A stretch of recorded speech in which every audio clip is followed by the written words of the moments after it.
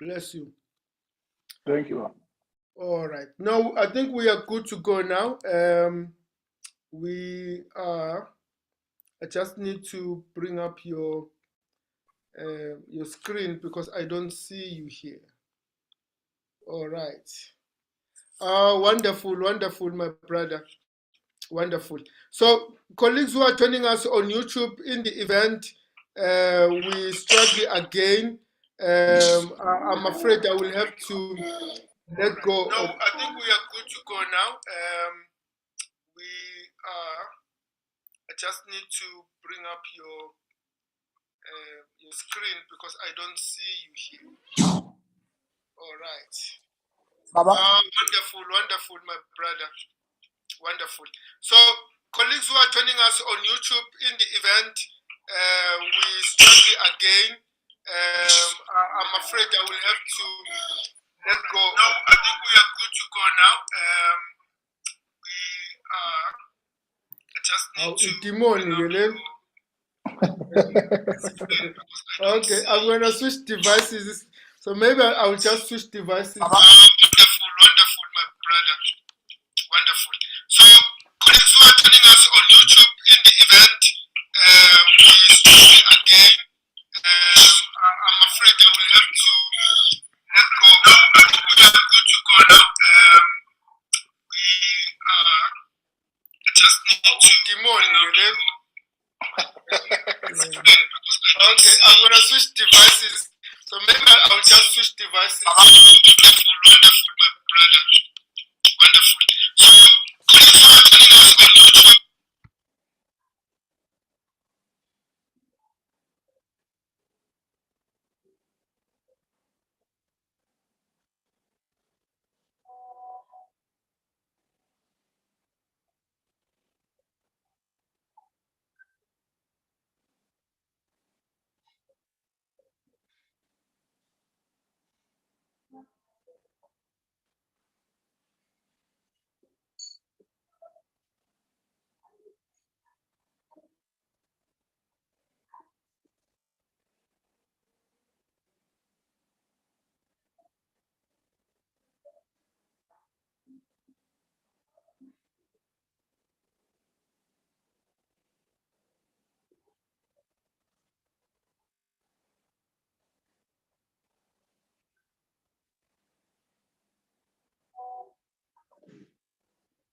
So let's just continue on our own without YouTube. Sorry, YouTube folks.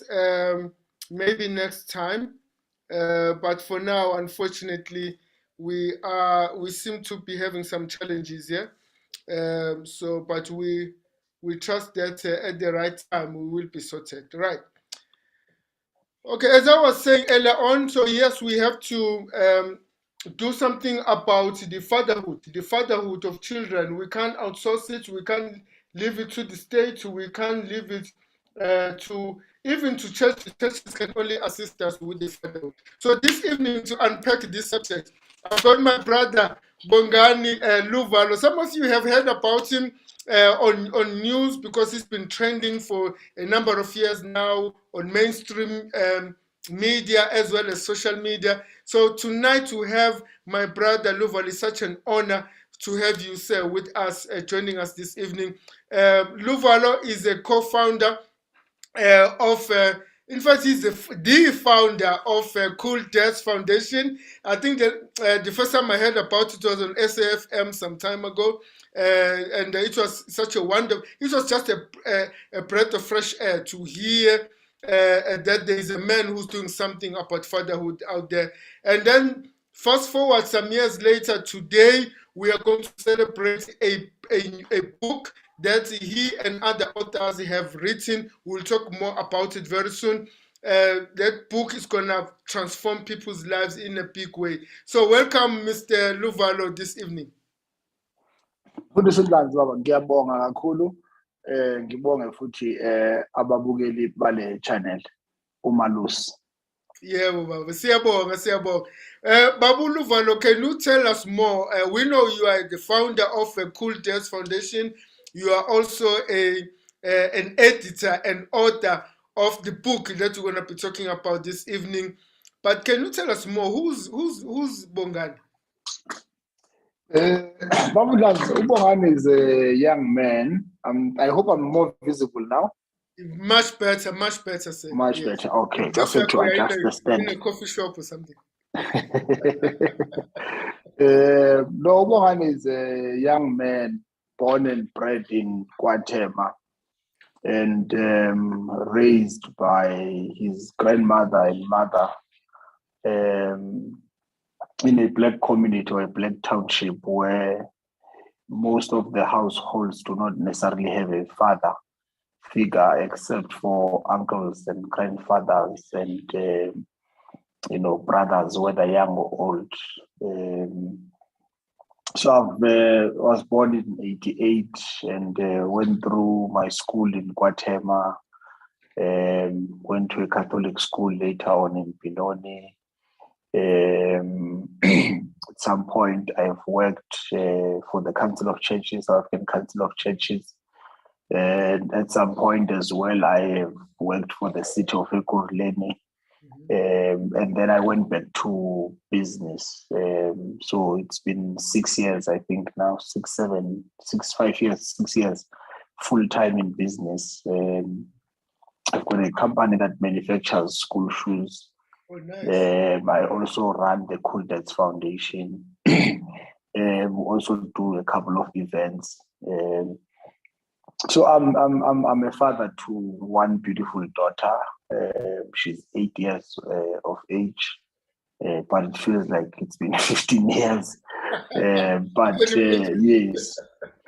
Yeah. So I'm a young man interested in how we reconfigure and how we, realign our black community and how we project a nucleus family or a family in a black community where fathers take a keen interest in their children, take a keen interest in their own families, take a keen interest in their partners, so that we breed healthy, human beings who will grow as well to contribute positively to society. I'm an agent who is here to try and ensure that we change the narrative of what a black, community looks like. And I think that is my ministry, and that's what I'm called for. Yeah. No, thank you so much, So in my short, brother. that's my introduction. Wow, but it's a powerful one because I'm just thinking, being born in 1988, you were born at the rough time. That was the rough time in the history for any young person in South Africa to be born around that time. It was not a joke. Yeah. It was not. So you grew up during very tough times, the transitional space where we were about to get freedom, then we had freedom, and then things also became challenging. So how was that experience for you growing up, Guatemala? Look, I think I always say to people that I pride myself with my township because we are the first township in the country to the architectural design of Guatemala. One, it made sure that people have got toilets inside the house.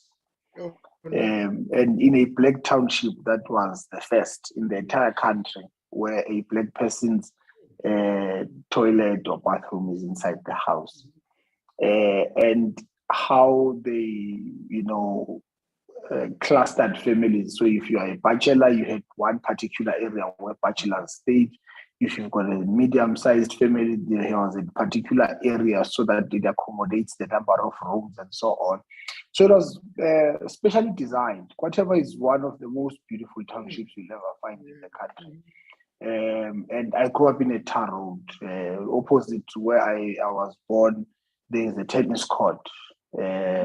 Wow. When people were still talking about beats and brass back in the days, those are some of the people who have touched the soil of Guatemala when they were building that tennis court.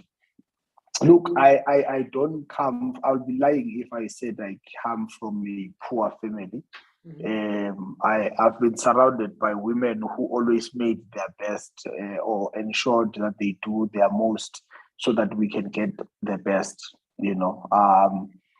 When people would not necessarily take much, or take your family into consideration, we did the most. My mother did the most. My grandmother did the most. She never allowed herself to be vulnerable in the hands of a man, or be subjected to being taken care of by a man. And they made sure that one grows to be the man that I am today. Nice. And as I'm saying, that KwaChema is not a poor community.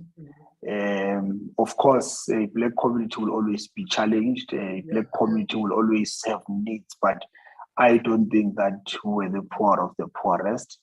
They made sure that when we walk out, in the streets bold, with our heads up straight, and I've really enjoyed growing up in those streets. I was saying to another group the other day that in my section, Highland, you had big brothers and uncles who protected that community, especially our street called Kale Street.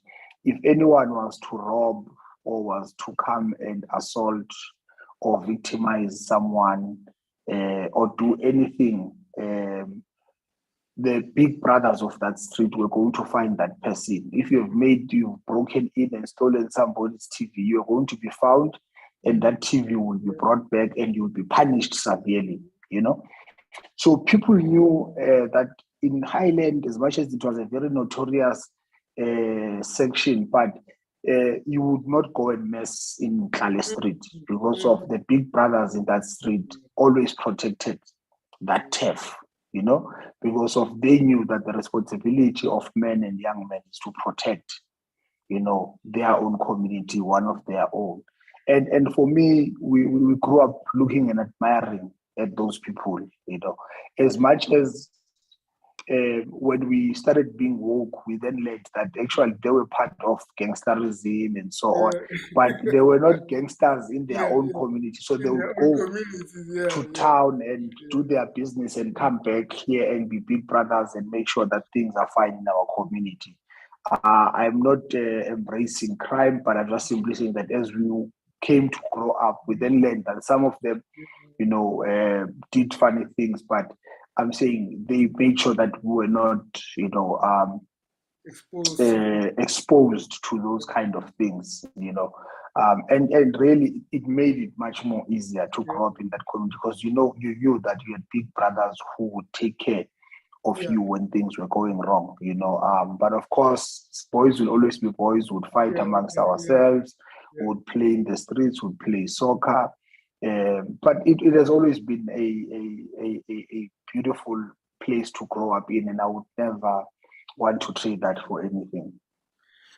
As you are talking, because I was also raised by grandparents. I was not raised by my father, and so when you grew up in a household without a father, but there were other men, the uncles and the old booties, in the area who will step in.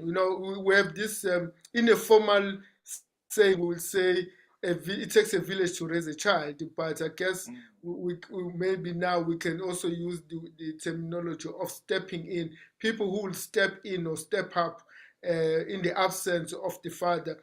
How was that experience for you? Because I'm sure that's what also motivated you to start the Cool Dads Foundation. Look, for as much as one didn't have a father figure in the household, the people I'm referring to became the fathers. I remember there were days when I used to want to bunk school, and I would actually want to follow the big brothers when they were going to high school.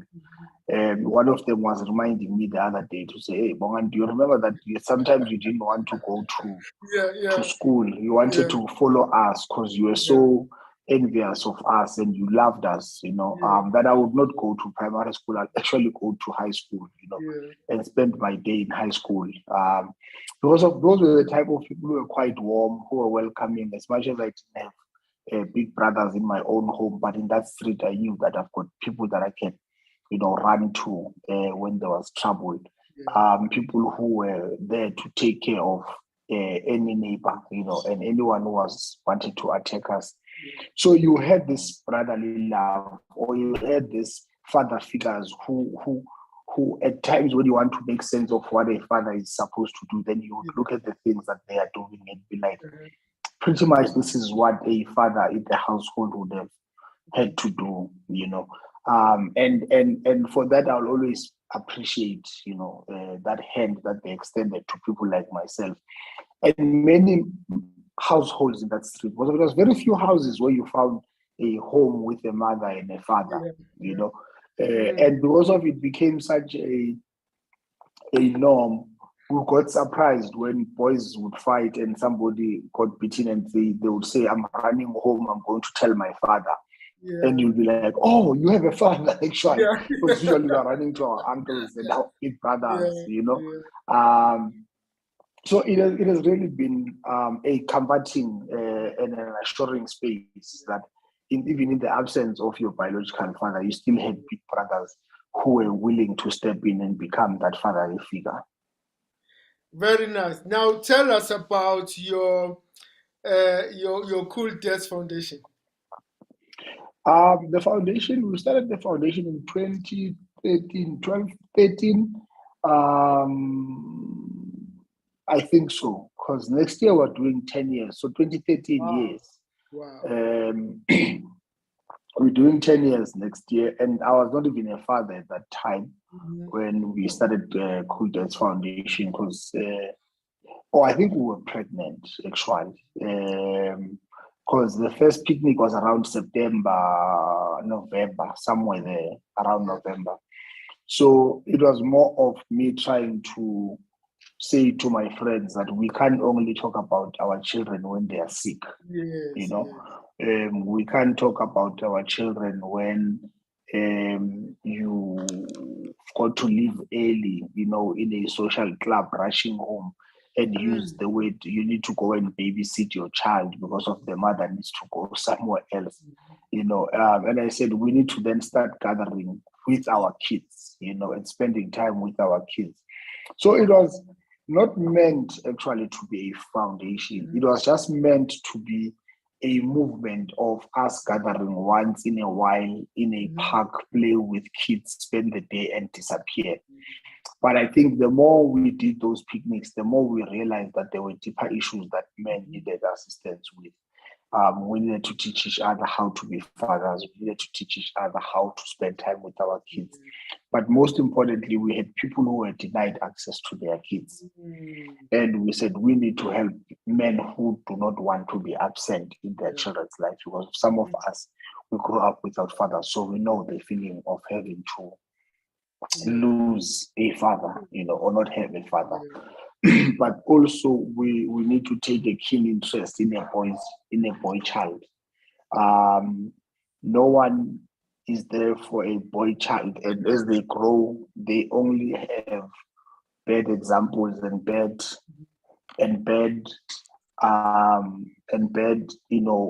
role models that they would look up to. And when now they are starting to do wrong things later in life, we become surprised that these kids have become what they are today. And that's why you see the high levels of gender-based violence. And that's why you'd see the many men killing themselves, committing suicide. Because of there's no one who has taken time to really say how do we invest in the psyche and the mindset of a black boy child. So we then said these are the things that really require us to pay attention to. So that's when the burden of having a foundation started. And then we then said, no, it's fine. We'll just extend it into a foundation and try our level best to do these things. They will not be easy, especially because of many of these things require money. And unfortunately, we are in a country where organizations are starved of resources. Yep. But also ourselves as Black people who have not been acquainted to the fact that if you want anything to exist, you need to be the one that puts money in. You know, if the Afrikaners were able to build a university through contributions of 50 rands and 100 rands, tell me how much we can do if we were to have the same commitment and the same zeal as a Black community, you know. So we started it irrespective. Actually, at the first picnic, when I'm from the Sundrans, the friends who said they were going to assist in us having this picnic, they started disappearing because now we needed money to pay for the banners, we needed money to pay for the media backdrops, we needed money for the jumping castles, money for the PA system. People disappeared, you know.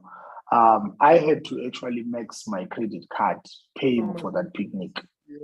You know, I thought maybe we'll get some of the money by selling T-shirts and food, hot dogs.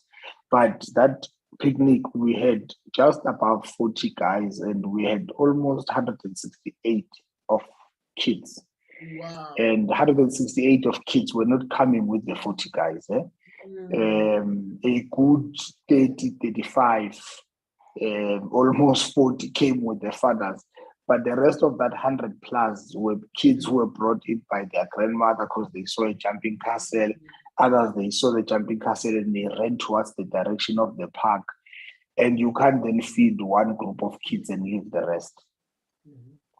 So even that, which I thought maybe we can recoup through selling things, we had to take all of that reverse roll, cut it into 2 or 3 and make sure that all of those kids just can bite on something.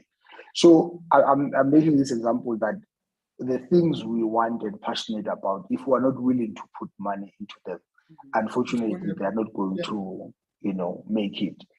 And through the years, we have learned in the foundation that at some point in time, I was, you know, stressed by resources, and I was also getting tired of, you know, taking the proceeds of my businesses to fund the foundation. But because of its ministry and the calling, unfortunately, I keep on taking that direction, you know. And it has been a good year until COVID happened. We had to close our offices, but also we were having challenges. It's like it was at some point a good intervention because then we were easy to release people from their contracts. You know, because of there was no resources, people had to go and work from home. Actually, we're not even sure about this thing of working from home. Remember, it was only a couple of months later when people spoke about working from home and so on. So we had to read. You know, but we wouldn't have survived it even if we were, because it's more on interactions and you know, contact amongst ourselves and the people we are supposed to serve. So the organization has been through its ups and downs. But we are glad that today we are sitting or standing on 9 years of existence. And with the many strides that we have achieved, one of them would be the release of the book, A Father, a Stranger. I'm not sure what's happening with technology, but technology just keeps on hitting me. We have tried to recover here. Sure. To post it. Okay. Not yet. Now okay. I see. There we Not go. a problem. So one of the milestones would be this book, you know, that is releasing on Sunday, the 19th of June, on Father's Day. I think for us as well, it's such a symbolic thing that we release the book on this particular day, because it's not. We are trying to be agents that conscientizes and, you know, mobilize young fathers to be active in their children's lives. But not only that, but also to teach society that fatherhood is also part of parenting or parenthood. This myth that only mothers are primary caregivers or that's the most important parent fathers are also equally important to a child's life as much as mothers are important in a child's Yeah. life. So tell us, So tell us more about the book. the book, Mfundisi Ndlanzi, it's a collection of personalized stories. I was too lazy to write a book alone. I'm a preacher, so if somebody asked me to speak for 4 hours, I would do it with ease than if somebody asked me to write something for 4 hours or 400 pages. So while I was battling with that, I wanted to tell a story. I wanted to have, my views and some of the things I've learned and perceived, but also convicted to. I thought they would be good if they came in a form of a book.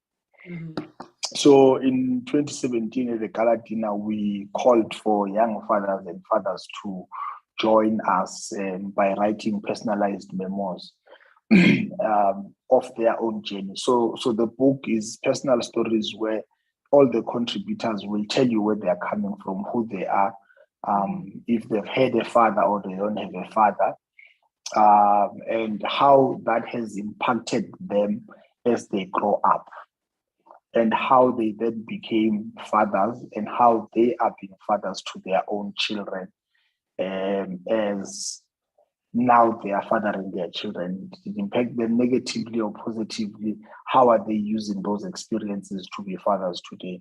So we've got 10 wonderful fathers who have contributed into this book. The first one outside of myself would be your colleague, Umthobisi Wellington Simanda, who is a priest in the United Congregational Church.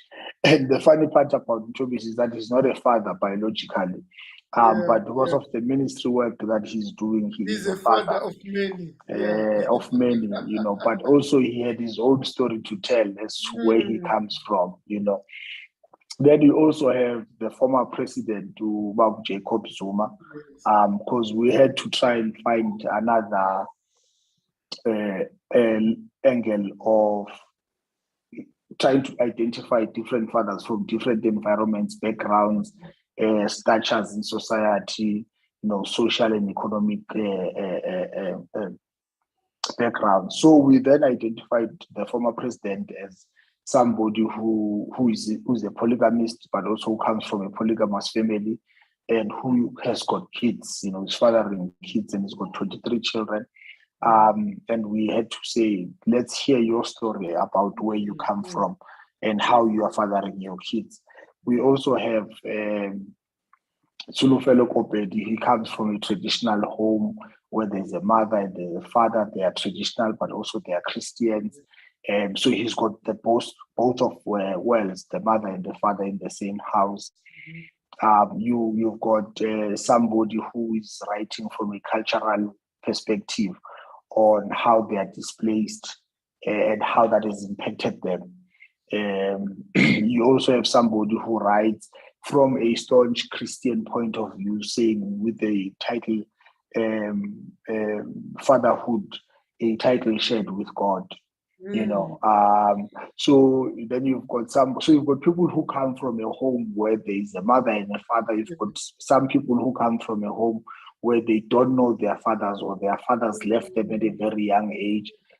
You've got people who write from a perspective where they grew up without knowing who their fathers are, So this book tells those stories. We reflect on our own path and we join it with how today we are parenting our own children and what we are hoping to achieve by doing the things that we are doing. And also opening that door of people seeing some of the things we do with our children. It's an opportunity for people to see the vulnerable side of men, because of many of us have laid ourselves bare, we've stripped ourselves naked, so that people could really go through the mind and the heart of these young men or these Black men. And how they feel and what has transpired in their lives, how it makes them feel, you know. So it's a beautiful book that tells, and I'm sure with the title A Father, a Stranger, for us it was more of, let anyone who's going to consume this identify themselves and their relationships with their fathers. Is your father a present father? Is it somebody that has walked this journey with you? Or is it somebody that is a stranger whom you do not know much and only hope and only your dreams and only, you know, your thoughts can give you a glimpse of what you could have had with him, you know. So it's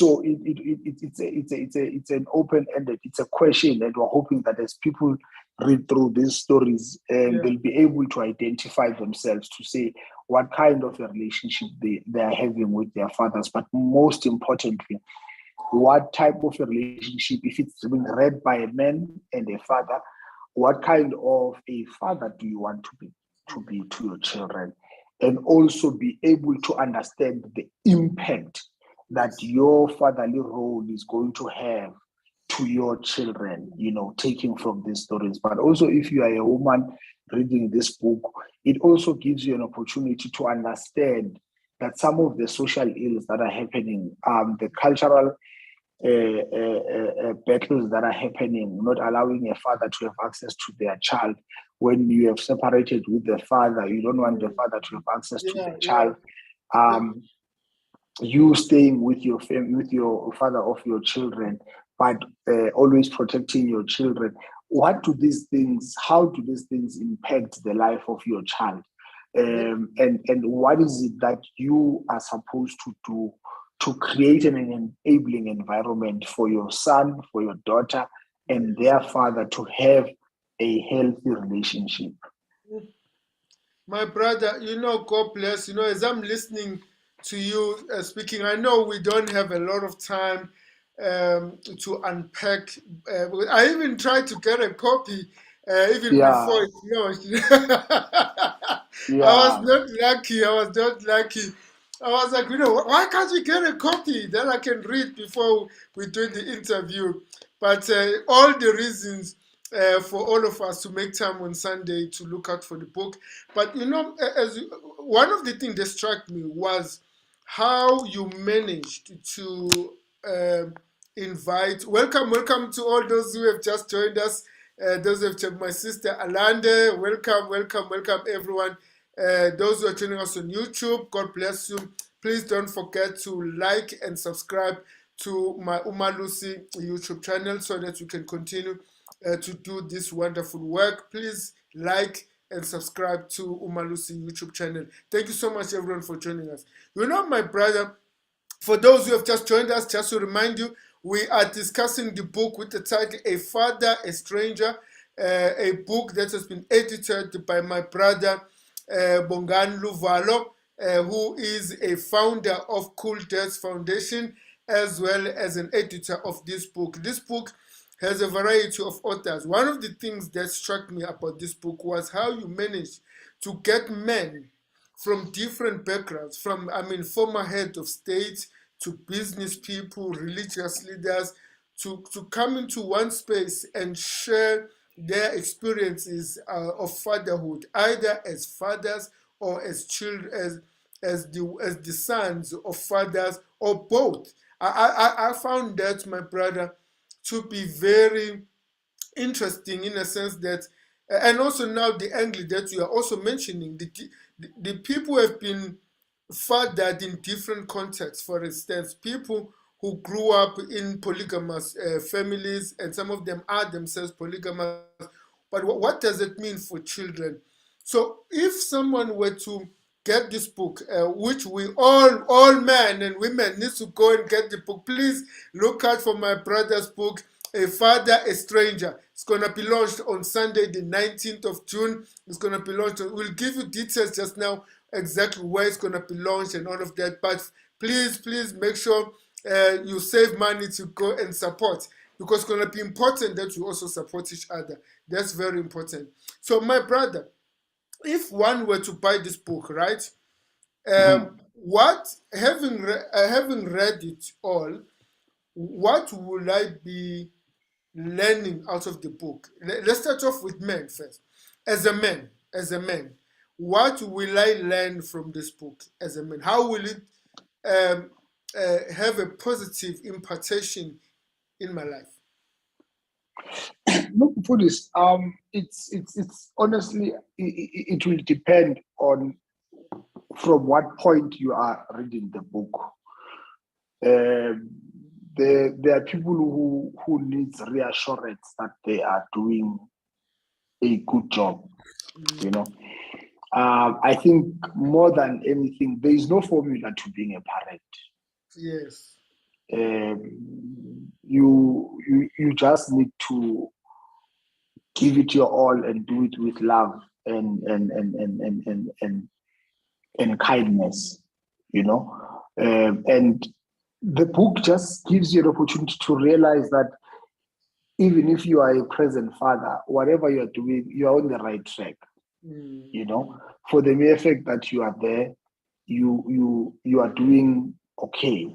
You can never be a perfect father, you know. Yeah. There are people who, when they read these stories, they'll be like, oh, I am better. At least I get to spend so much time with my child. Yeah. Another person would say, which means I'm doing such a bad job because of this person. David writes about being the best father to his son. And you might read his story and be like, hey, I'm not doing these things, but let me adapt, you know, to doing these things because of, I think it's such a beautiful thing to do, you know. Sometimes you will read it and be thinking, I thought I'm hard, or this person is hard. I think I don't need to be this hard of a parent or of a father. Let me fix myself. So as I'm saying, I always say we are borrowing people our spectacles for them to look into our wells. And only as individuals can you then say, this is what I like and this is what I don't like from what I am seeing. You know, but at the end of the day, you will be able to find the emotional path that these fathers have walked, you know. Either it be good, or their fathers have been good to them, or their fathers have been absent and non-existent. But you will be able to feel the emotions that these fathers are finding themselves in, you know. And that's why I always say that we've bared ourselves naked for the world to see our hearts and our minds. And to learn, and also to learn. Once we have bared ourselves this naked, we're then giving you an opportunity to learn and to say, this is what you would identify yourself with, and this is what you would love to take and be able to apply into your life. So also the book serves as tools in your journey of being a father, you know. So there are things that you will take and there are things that you are going to discard. Because of when you read, you are then able to say, I think I want to be more of this type of a father. Or actually, I was not aware that I'm this type of a father. Actually, let me enhance it here. Or actually, I thought I'm a bad father, but actually, I'm not doing such a bad job, you know. So it's a lot. It's only in the hands of those who are open-minded and who are quite committed to being, you know, fathers. Our slogan at the Cool Dads Foundation, we say, dads with passion for fatherhood. So if you're passionate about fatherhood, you will then be able to identify some of the things that you can apply to your own kids or the kids that are surrounding you in a community, because of it takes a village to raise a child. Amen.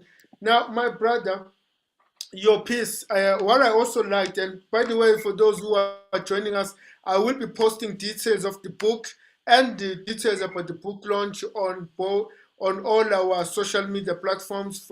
We'll post them on YouTube, Facebook, as well as on Instagram, so that you can see how you can support. And we are not only supporting, but we are doing it for yourself so that you can benefit from it.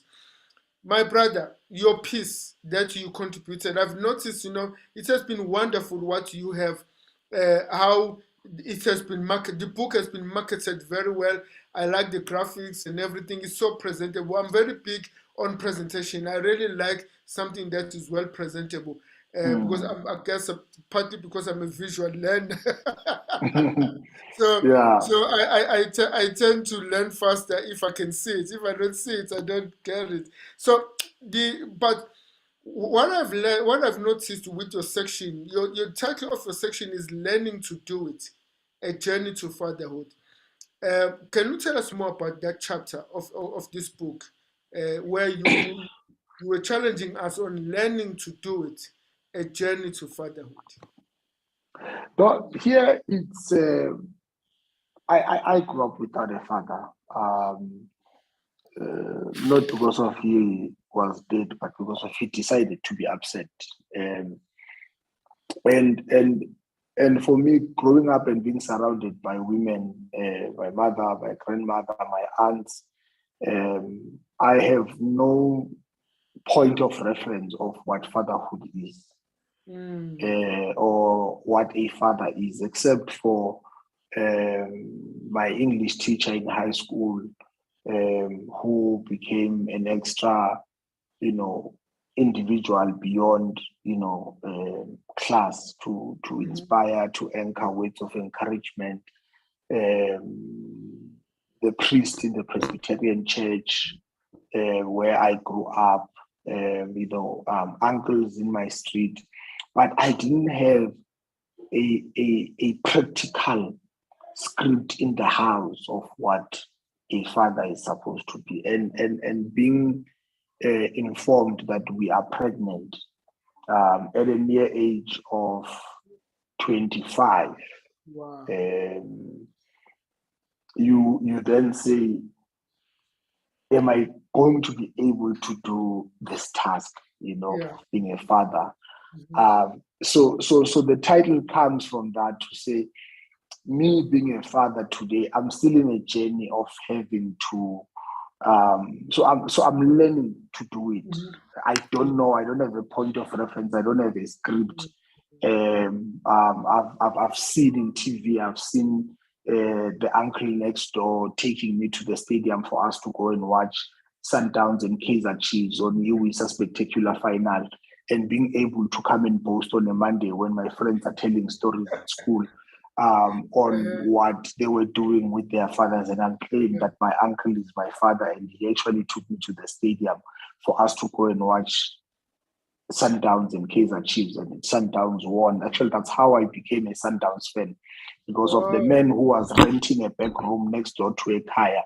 Loved soccer. So his boy was a little bit young, so he loved going to the stadium. And he would then say, "No, Bongani, I must go with you to the stadium." And I said, "I've never been to the stadium." And I said, "Let's go." So the first time we went there, when we came back, I said, "I'm Sundowns." And from that day, he then started taking me to the stadium whenever there were big matches playing. So I don't have a closed script written by somebody here in the house to say, "Bongani, this is the things I am doing as your father, and I would want you to do them with your own children as you grow up." So I am learning to do this thing. And that's why even today, I'm still in a journey to fatherhood. I was wondering why you have a halo on your head. It's because you support Sundance. I'm also a Sundance fan. I like to be happy. I don't like to be sad. I like to be happy all the time. I want to win. I'm not used to losing. Yes, no, definitely. No, congratulations. So that's why my chapter is titled "Learning to Do It: A Journey to Fatherhood." Yeah. Oh, nice. No, my brother, I'm looking forward to it. So tell us, it's unfortunate, that we always run out of time for these things. But I must say, my brother, it's been it's a wonderful journey that you began 9 years ago of changing. Because Alanda and my sister Alanda, are involved in other spaces of fighting against gender-based violence and gender inequalities and things like that. But one of the challenges that we always have is that there are no spaces for men to where we can build each other. We only hear about men when somebody has killed a woman or somebody has abused a child. We don't, even worse, corruption. We don't have a space where good men can be celebrated, and we can celebrate the goodness in men, because the more we do that, the more we promote good men, and also so that people can see there's a difference, between bad men and good men. There are good men, and there's a lot of them out there. It's not like the majority of men are bad, but we need to find spaces such as this one. We need to find projects like the book. I hope there will be a second edition of this book as you grow in your journey of being a father, and then maybe we can have another edition where you guys can reflect on how you have matured in your journey of becoming fathers. But may I also ask you, my brother? So the book is going to be launched on Sunday. Where? And Yes. are we invited? How do we access the launch? And how can we get copies after the book has been launched on Sunday? Look, we are launching on the 19th of June at Carnival City at 1:30. It's on Father's Day, so it's a proper and perfect lunch date for anyone who wants to bring their father or bring the father of their child and buy them a book, and don't buy us socks and ties that people are tired. Oh, we are tired of those, yeah. We've got plenty. Yes, So and no mugs, please. So it's open to the public. Anyone can come through. But most importantly, for you to get access to the launch, you will buy the book for just 350 rands at the door, and then you get inside. But post the book launch on Monday, people can get the books at Exclusive Books on Takealot. But also you can order directly from us, and we can courier the book to your doorstep. Oh, nice. And so people can always contact us on 072 087 5798, or they can drop us an email on Sir Luvalo at cooldadsfoundation.co.za. Sir, SIR Luvalo at cooldadsfoundation.co.za. So a person can make an order inquiry there, and we can make sure that the book is delivered at your doorstep or at the office.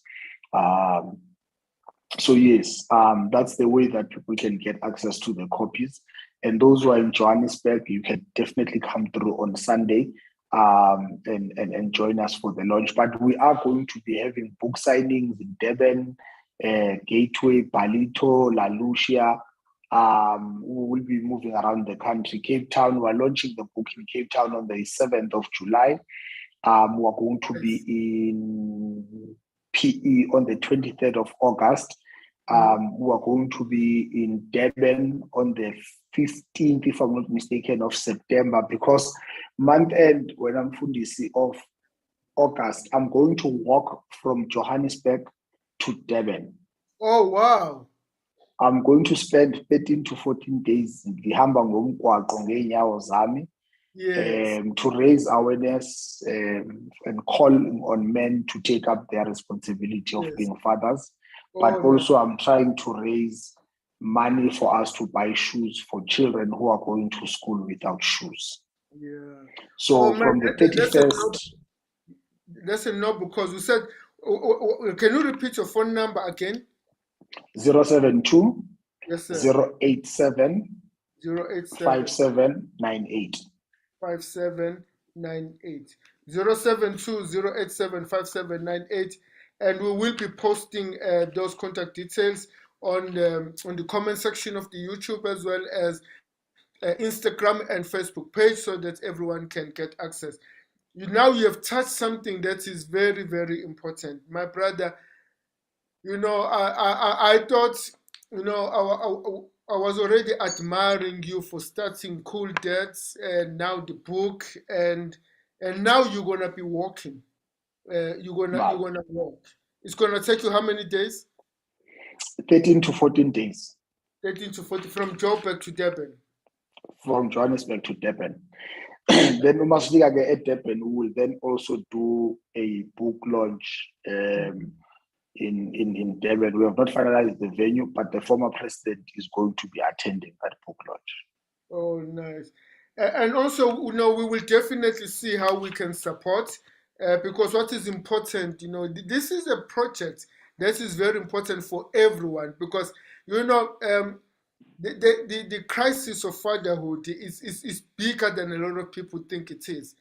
But the symptoms, they are telling us this, the symptoms don't lie. The outcomes of a lack of fatherhood in our lives is just there. As you were telling the story about finding role models in the uncles and the neighbors and the teachers. That's my story. That's my story. My grandfather was my father.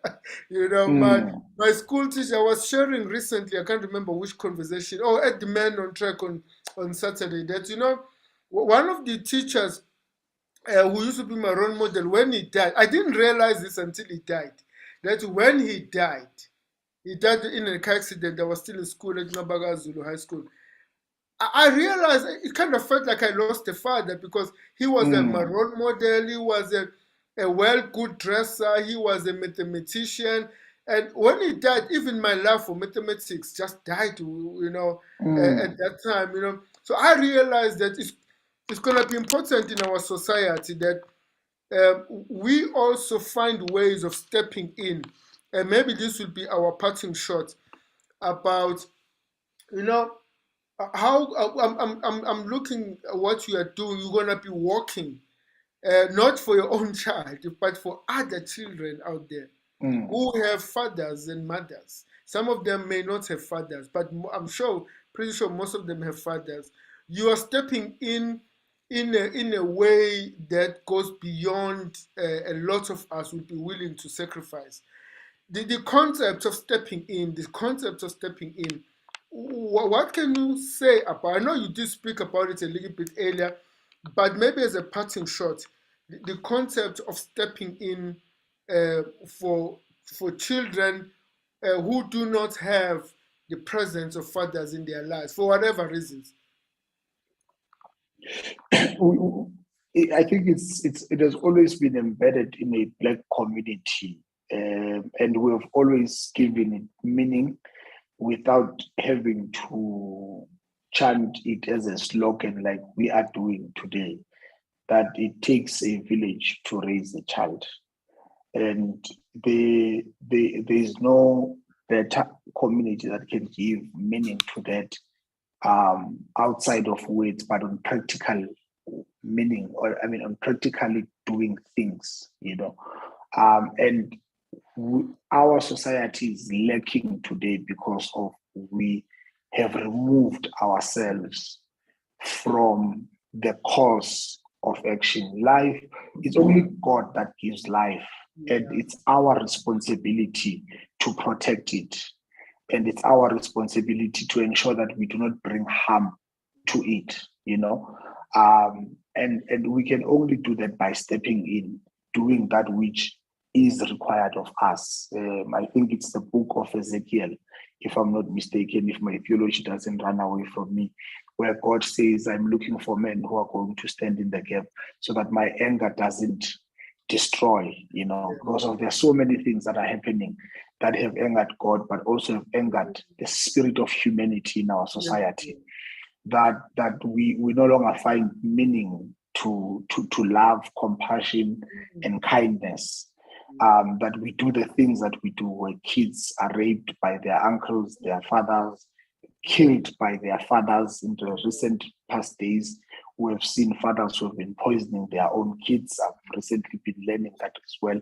Another mother has poisoned because of we are now lacking compassion and kindness for each other. For stepping in, we lack that attitude of having to step in and say, umakhelwane cannot go to bed hungry while we dispose of isinkwa esingadliwanga in the past 2 days. When was the last time ingane ikokota kwakho ithi noba thina sizocela ushukela umayi bethu wenza umdoko? Because of that spirit of ubuntu, that spirit of kindness and compassion has left us. And it's only that will bring our society back to being in union, and for us to give meaning to, a whole life. My brother, thank you so much for your time. I'm really humbled, that you were able to take time and share your thoughts about fatherhood, and also sharing your thoughts and the information about your book. We will definitely be supporting you, and it's good that it can be accessible from exclusive books and Take a Lot, and we can also call and it can be delivered. So my brothers, gentlemen, and the ladies who happen to join us this evening, please remember, it's going to be important that we support each other.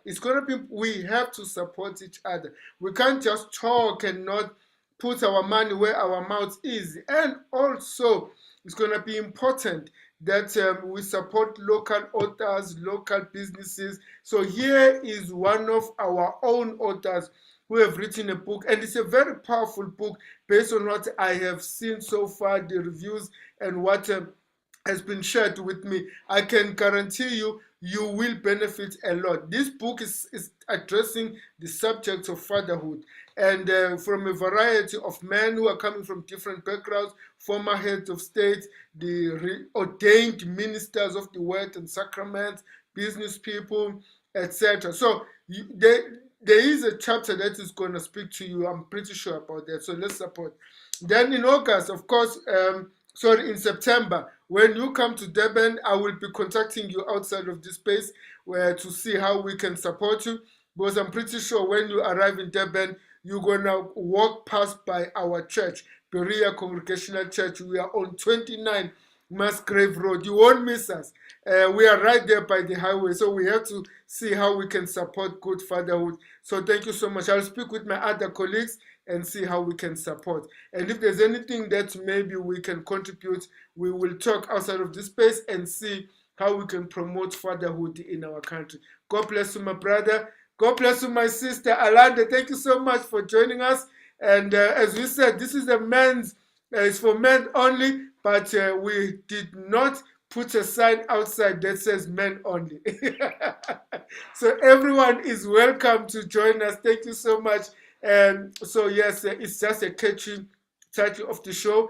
Next week, for those who will be joining us next week, Monday, same time, 7:30, we will have Pastor Olifile Masangane from Heartlines. We are having Reverend Wellington Mtobisi Banda, one of the authors of this book. He will be joining us, speaking about the same book, but specifically on his chapter. We will also be having some young men from Berea Congregational Church sharing with us about their experiences of growing up as young men in this country. So the title next Monday is going to be From Boys to Men, From Boys to Men. Please tune in at 7:30 p.m. on YouTube, Umalusi, and you can follow details on Facebook. We will be posting details for this book, A Father, a Stranger, on all our social media platforms. God bless everyone. Adios. God is good all the time, and all the time God is good. Thank you, Mr. Seluvalo. Thank you. All right.